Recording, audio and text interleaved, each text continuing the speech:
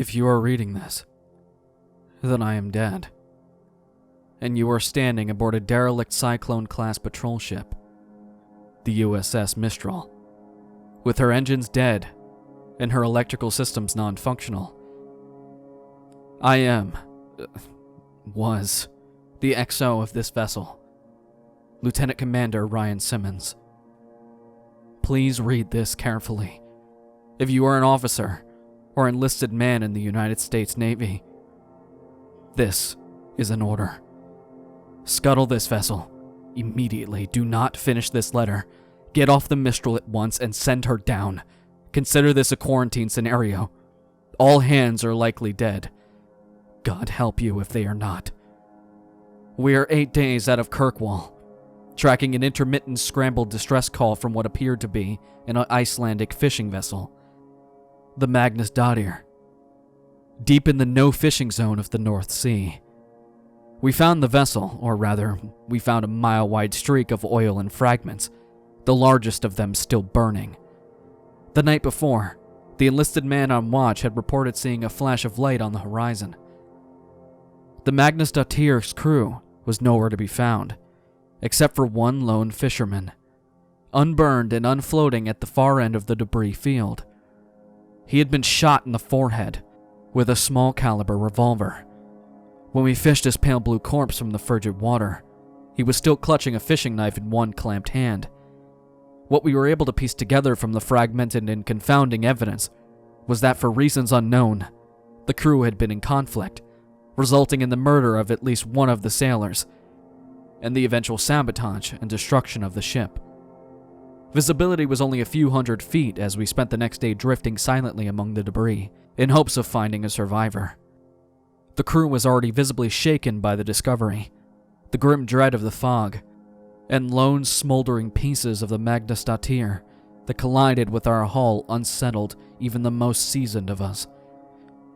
We have expected an easy cruise, and the simple retrieval of a dozen thankful Icelandic fishermen. What we got, at first, was a silent and oil-slick-coated sea, a single corpse, and more than a few nagging questions. The Mistral had just been serviced, after an extended tour with the Atlantic Fleet in Bahrain, before her transfer to the North Sea. She was in good running order, so I can only assume that the initial mechanical failure was an act of sabotage, or of some external force. It happened the first night, when our final sweep had been completed, and we returned to the site of the Magnus Dottir's first transmission. There was nothing initially remarkable about the spot, a cold and lonely set of coordinates and little else. I was in my cabin, just settling down, when the call sounded from the captain, offering little information, just a stern order to meet him on deck. Dressing quickly, I emerged from my cabin into a cloud of palpable unease and fear. The enlisted men and the junior officers were coursing through the ship towards the deck like panicked rats. No one made eye contact or spoke. There was none of the usual gallows humor or camaraderie that bubbles up in situations of limited information, just a grim inertia that pulled us out into the Arctic night. On deck, the night was unnaturally clear and cold, and the bright of the stars burned in the frosty air.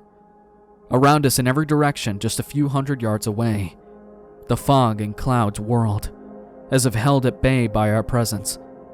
The captain was at the railing, leaning over along with men on watch. I approached him, suddenly desperate and panicked to know what was happening. When I saw it, the light flooding up from beneath us. The sea was flat, like the surface of a mirror.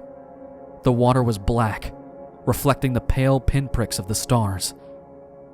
But beneath the surface, something glowed with a cold light. Pulsating shapes of violet, green, and deep cobalt blue shone from beneath. They flowed and merged and shimmered silently, deep below the glassy sea. We stared, 24 men and women, struck dumb and horrified by the sight. There was a sense of scale that emerged from fluid movements of the lights. They seemed to be many fathoms beneath us, which would make them terribly large and impossibly fast. There were no solid shapes and no disturbance of the water, just a deep field of liquid flowing light. We watched for what would seem like hours, entranced by the mesmerizing ballet of cold light, a mirror reflection of northern lights. When it ended, abruptly, there were 3 almost simultaneous events. First, the light seemed to contract, each mote freezing in place and collapsing like the iris of an eye in bright sunlight. Secondly, there was a tremor in the air that first raised the hair on the back of my neck. As the ghostly lights winked out of existence, it rose in intensity until I thought my eyeballs might shake their way out of my head. Through the fog of sudden pain, I heard a noise rising above the Arctic wind, a humming vibration from the Mistral herself that matched the electric shuddering in my skull. It was as if every light bulb aboard the Mistral was suddenly flushed with power, flaring bright and buzzing noisily in their housings. And when the whine had reached a fever pitch, they began to pop and shatter among a shatter of sparks. From start to finish, it lasted less than 2 seconds, and we were left floating silently in the dark waters, beneath the starry sky, on a dead and crippled boat.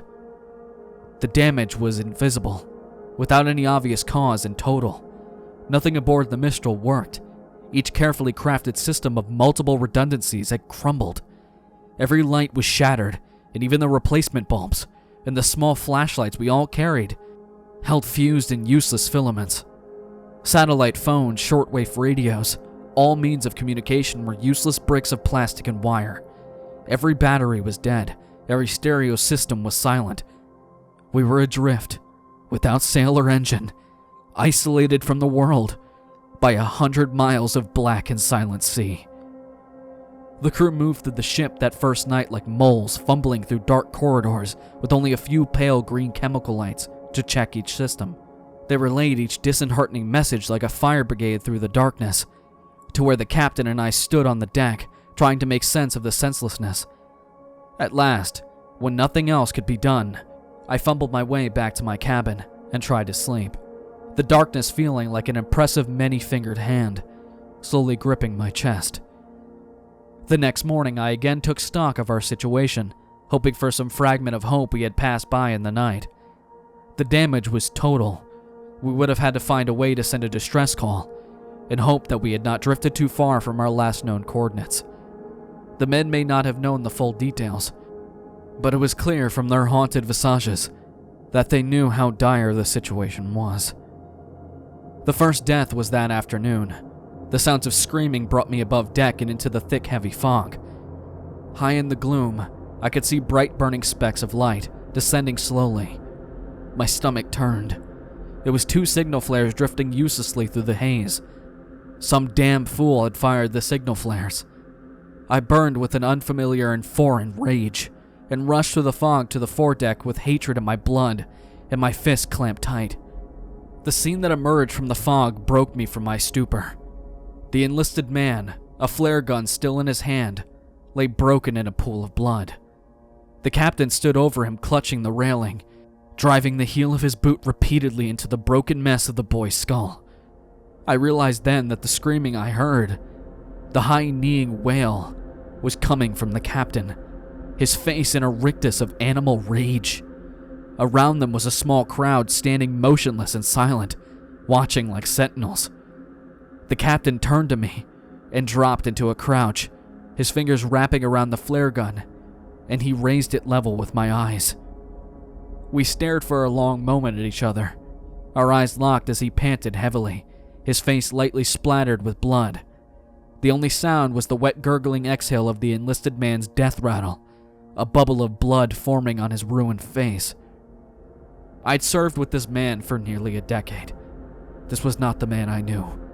This was a hollow simulacrum, filled with violence and terror. I spoke to him then, in a soothing voice. I asked him to hand me the flare gun. He said nothing at first and then spoke, his voice a tiny trembling sound that was swallowed up by the thick gloom around us. He murdered us, Ryan. The fog. The flares will never... He shook his head and clenched his eyes tight, as if he were trying to shake himself from a dream. Then he shuddered once violently, his back arching like a seizure. This little fuck has killed us, he choked out. The flare gun wavered in the air, and I took a step closer. reaching out for him. He opened his eyes, and I froze again as we stared silently at one another. "You're going to die here. I always wanted to watch you die, you fucking coward." He tilted his head back and laughed, one hyena-like bark into the gray sky, and then put the flare gun in his mouth and fired. The last flare igniting and temporarily bathing his head in a halo of magnesium orange and smoke. He tumbled back over the railing. If there was a splash when he hit the water, it was swallowed by the fog. I stood for what seemed like a very long time. It slowly dawned on me that I was alone, the silent audience having melted away below decks, no doubt taking the grim tale with them. I feared for morale. An absurd concern, I realized now, but I could not move from the spot, as if sheer force of will would cause the sea to regurgitate this man, my friend. The first gunshot broke me from my reverie. In the emergency lockers, I found that a handful of flare guns remained, and I stuffed one into each pocket and entered the dim passageway below deck. Over the hollow retort of gunshots, other muffled sounds began to emerge. The choking sobs, the screams of pain and anger, all bringing the faint impression of the copper smell of blood. The dark was oppressive and thick as my heart rose in my chest. The pale fading light of the chemical glow sticks that hung at regular intervals illuminated the bare corridor, and I moved slowly towards my cabin. It had been sacked, and my service pistol was missing. The next two cabins held the corpses of the junior officers, their broken forms still in their bunks, skulls open like blossoming flowers under the point-blank shots. I felt the distinct and irrational desire to run on deck and leap overboard, to swim away from the boat into the unknown sea. I gripped a flare gun and held it out ahead of me, less like a weapon and more like a talisman, and began to pace slowly down the corridor to the enlisted bunks. The door was wide open, and the smell of blood and fear and shit was nauseating. As my eyes slowly adjusted to the dim, I saw a field of bodies, torn, shredded, and shattered by bullets and makeshift clubs. A few of the men still moved, twitching slightly. I watched in frozen terror as one man, his face a mask of blood and rage, turned up his head to regard me. With a weak cry of rage, began to drag himself with his arms, trailing a broken and shattered leg towards me. From the shadows, another form pounced on him, a boot digging into the wounded man's back with a wet cracking sound. I recognized the attacker's face in the green chemical dim.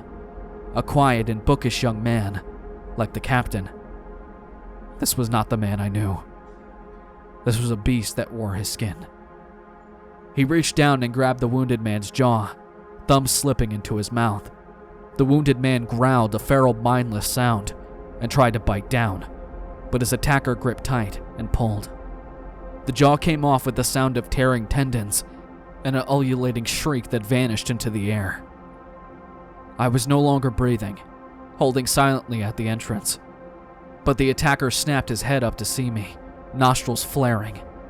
The jawbone hit the floor with a meaty sound, and he lunged towards me with a silent animal graze. I fired the flare gun, and it hit him square on the chest. His shirt caught fire, and all air escaped his lungs with a sudden forceful exhale. But impossibly, he continued on towards me. As I passed through the portal and slammed the door, the fire had climbed into his hair and he was squealing now, his clawed hand still outstretched towards me. I felt him impact against the door and saw that nightmare visage wreathed in fire through the small porthole, lips already burnt away to reveal 2 rows of perfect teeth. He wailed and began to smash his burning form against the door. Once, twice, 3 times. And then silence. I raised my eyes to the porthole and saw only the faint image of the burning shape as it disappeared into the darkness. All conscious thought evaporated, and I fled from that charnel house. I have barricaded all entrances to the below deck now, and have doomed myself to slow death at the hands of the enveloping cold. I can still hear the living ones down there, screaming and banging on the doors. They are not the men that I knew. I console myself with this thought as I leave them in the dark to starve or murder each other.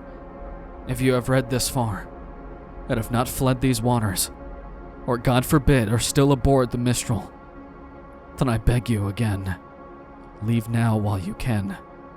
Do not look below deck. There are none of us left to save, and certainly none worth saving. It's cold now, and the fading day surrendering the wan gray light to the dark. There are no stars this night, nothing but the heavy blanket of night. If I can get below, I would find some way of destroying the Mistral, like the brave men of the Muggenstontier. But it's too late. The most I can make of my last moments, as all feeling flees my extremities, and writing becomes impossible, is a warning. Please, send us into the deep. Tell no one you found us, and never return. There are things and primal desires older than man, and forces beyond the grasp of our simple minds. And they dwell here, beneath the frozen sea.